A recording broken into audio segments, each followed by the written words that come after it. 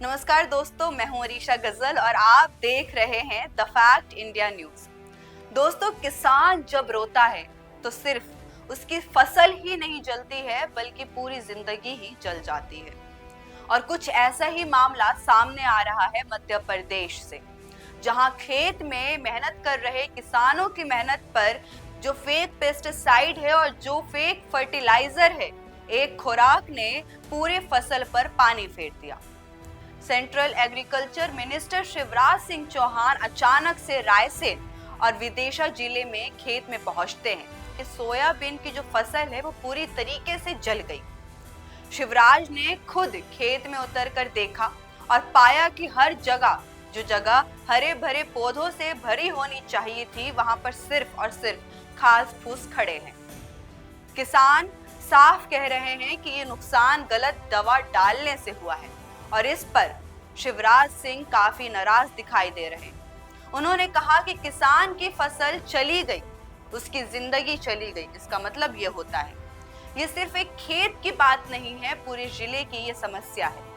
अब एक high level की जो वैज्ञानिक टीम है, जो वैज्ञानिक कमेटी है, वो जांच करने पर इस मुद्दे पर बैठेगी और कंपनी दोषी निकली तो सख्त कार्रवाई होगी। अब जरा सोचिए पूरा मामला कितना बड़ा है।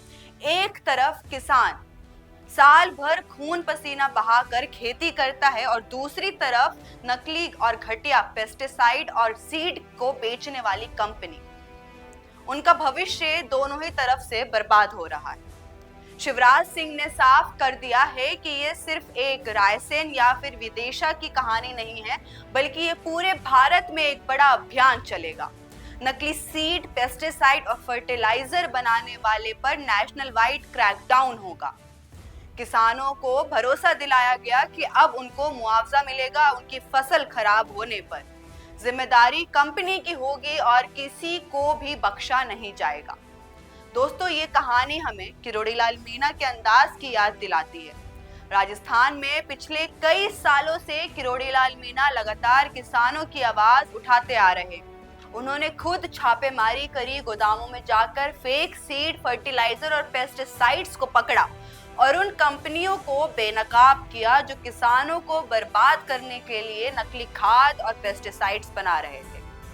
आपको याद होगा कि राजस्थान में ही नकली बीज और पेस्टिसाइड बेचने वाले के खिलाफ उन्होंने कई बार कड़ा एक्शन लिया है और कार्रवाई करी है।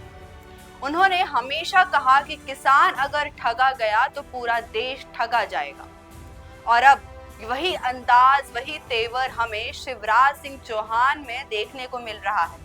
फर्क बस इतना है कि लड़ाई अब राजस्थान और मध्य प्रदेश से निकलकर पूरे देश में छिड़ चुकी है।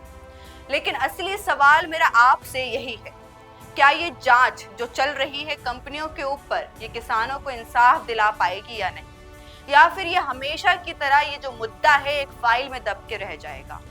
आप क्या सोचते हैं, आपकी क्या राय है, इस कमेंट सेक्शन में जरूर लिखिएगा।